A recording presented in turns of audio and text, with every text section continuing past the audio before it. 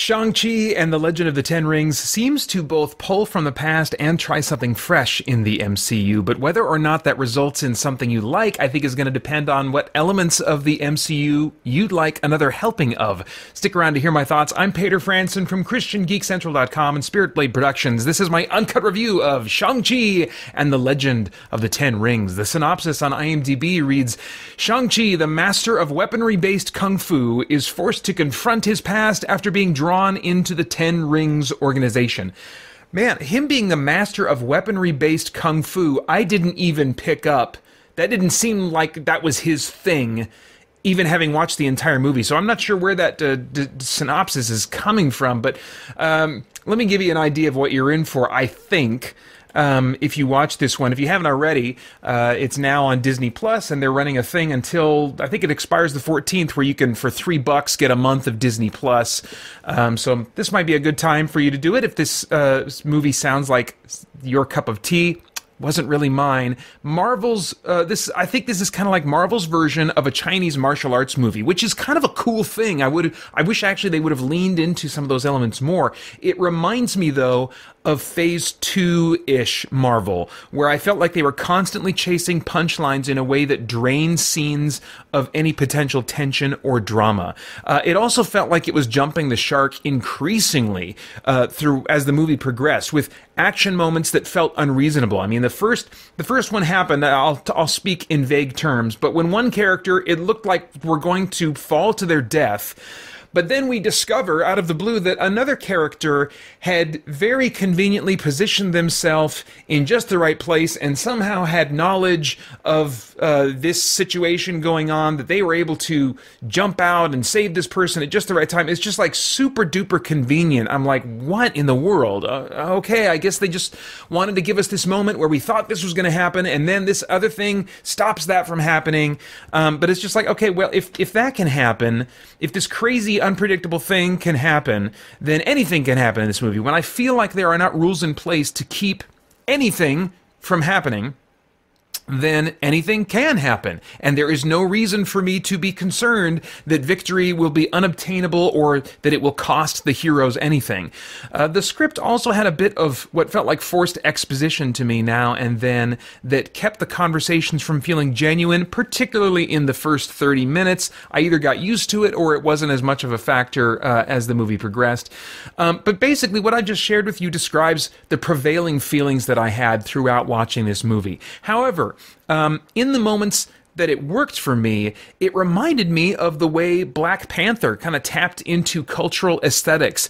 In that case, Africa, or the African-American cultural experience. And in this case, of course, they're drawing from Chinese culture, and in some lesser ways drawing from maybe the Chinese American experience.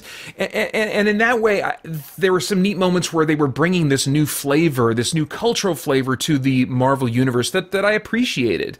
But that felt like a rare exception. Like maybe even if I'm speaking jadedly, they were trying to chase after and reproduce some of what Black Panther did, but they didn't really understand what made that work and how Black Panther played to those strengths in an effective way. And it resulted in something that just didn't feel as much like it was playing to those strengths and leveraging those cultural aesthetics as effectively as Black Panther did. And in another rare and brief but striking moment, well, more than one, I have to say, it did dip into family drama in a way that genuinely moved me. So those things didn't save the experience for me, but at least they created a few moments now and then in the movie where I cared and where I was kind of interested and engaged. As far as the cast goes, I felt like the core cast was fine, but I felt like they had slightly overstated performances in comedic scenes and even in some early just straight scenes that weren't necessarily dramatic but weren't going for comedy. I was just like, this dialogue feels a little bit overstated.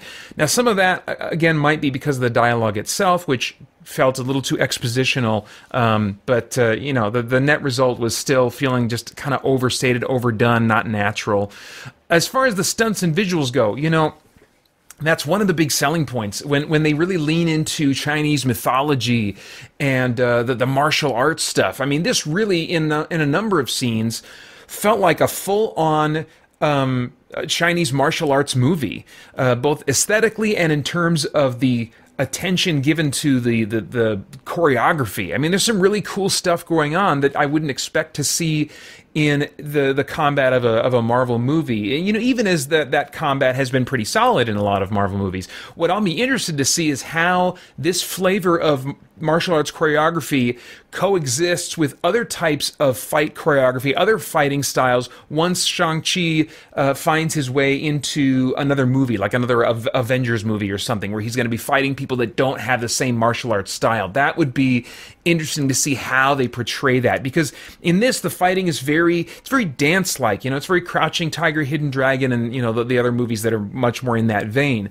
And so, yeah, I'll be interested to see how this fighting style coexists with other more brutal, rough fighting styles. But yeah, there's some set-piece martial arts action scenes, and you know, there's like fights on an out-of-control bus and fights on the scaffolding outside of a building, that where the fight is taking place and under what circumstances are very much a part of the experience. And so in those respects, there were some really cool things going on, some big visual moments. And I felt like it was at its best when it was leaning into the fantasy, and when it was kind of like doing cool martial arts choreography stuff. But the realism of these moments didn't work for me. In fact, visually speaking, in terms of the fidelity, the ability to convince me of the truthfulness of a given visual effect, it felt like a significant step back in quality and realism when creating creatures, and then when creating green screen backgrounds. Like the bus scene that I mentioned, there was many times where the bus itself and the other cars that it was crashing into and interacting with just looked very CG. And then even just simple static background shots where they're supposed to be in a certain environment, something about the background just does not look right to me. And so even though there was some cool spectacle and the martial arts looked quote-unquote cool, I was like, this looks cool, a combination of the visual effects themselves and the writing, in which anything could happen and there are no rules and limitations on what I should expect to happen next, took all the drama and realism out of those moments, both visually and in terms of how it was written. So I was, man, sadly very disconnected from all this fantastical spectacle, you know. Okay, so as far as themes, I'm always on the lookout for themes of moral, philosophical, or spiritual significance that might trigger some worthwhile thought or conversation. You know, there are some elements related to Chinese mythology and Chinese folklore and spirituality, things related to the afterlife that could be talked about walking away from this movie, I suppose. But the theme they seem to intentionally lean into, I think, is dealing with the mixed bag of your upbringing. Most of us are products of our parents' genes and the choices they made while raising us. That's true for almost all of us, except for in the case of those that were adopted or for whatever reason were not raised by their biological parents. So most of us are products of our parents' genes and the choices that they made while raising us, a combination of those things, and that comes with both good and bad. And then we ourselves make choices influenced by our parents' choices and our parents' genes. And some of those choices that we make may be bad, and in those moments, you know, we can be mad at our parents for those bad parts that influenced us and led our lives to kind of look the way that they do, or we can look for a way to accept the reality of our upbringing instead of just being angry in kind of angry in the sense of denial over it. So where are my thoughts there? This is the problem with doing an uncut review. So yeah, we can be mad at our parents for those bad parts, or we can look for a way to kind of accept that reality of our upbringing, and then also at the same time, you know, take responsibility for our choices as adults, influenced though they are by our genes and our upbringing, you know, and learning to not hold anger or bitterness toward our parents. And I think that's kind of the journey that Shang-Chi is on here. Now, this movie doesn't explore the nitty-gritty of how that's possible to just accept the reality of our upbringing, accept the reality of our genes, and not just live in this state of bitterness and anger and not taking responsibility. It doesn't really explore the nitty-gritty of how that's possible, other than, in the case of this movie, just somehow finding it in ourselves to make that right choice, and to accept kind of like our genetic our who we are genetically and our upbringing and what that has resulted in our lives. I think that as Christians, we can start that process. I want to be careful not to make this sound overly simplistic. But I think we can start as Christians, start that process by factoring in our own need for forgiveness, just recognizing that, which we as Christians, I think, are uniquely positioned and able to do because of the forgiveness that is endlessly provided through the work of Christ. I think that, there's more I could say on that, but I won't.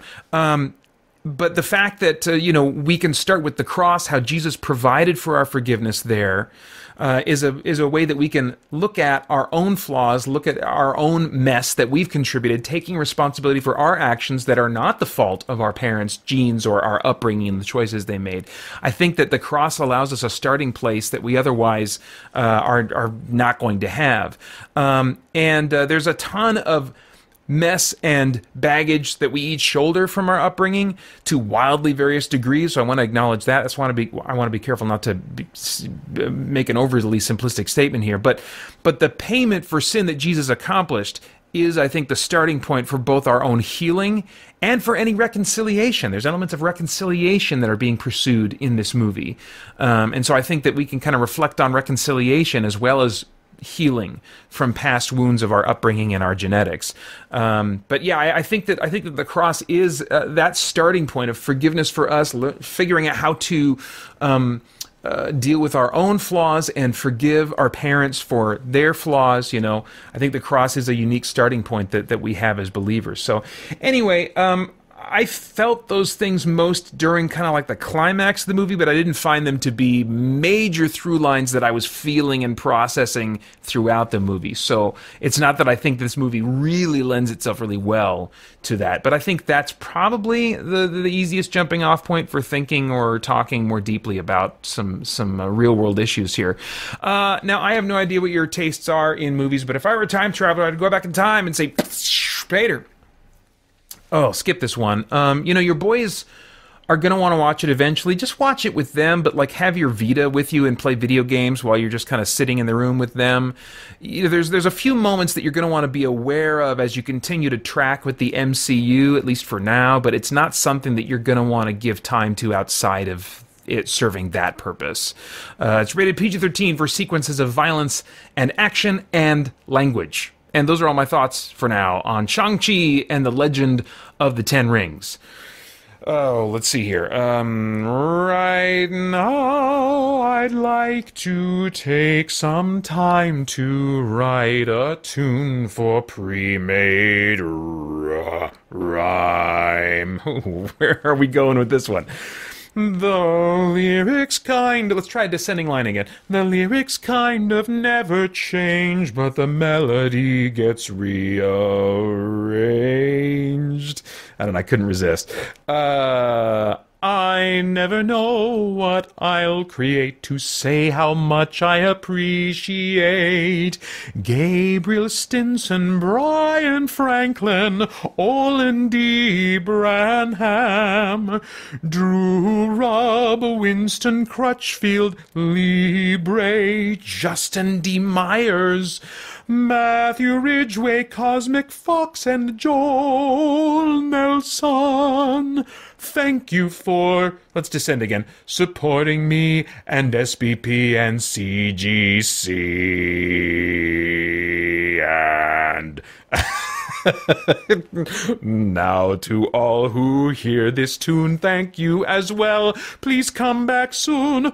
Want to hear your name in song? Check out our page on Patreon.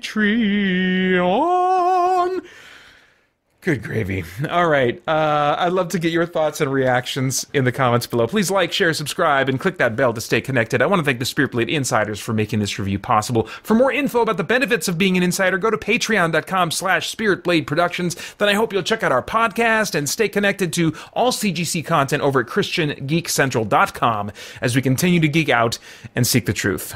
I have updated my playlists to help you find what you're looking for, anything from controversial topics that are relevant to Christian geeks, interviews with creators like author Brent Weeks and The Chosen's Dallas Jenkins, growing in faith as a geek, tabletop gaming, comic books, video games, movies, and TV shows, or you can just get to know me a little bit better. There is a playlist for you with more content being added to them all the time, so I hope you'll take a look and enjoy what you find. Thanks.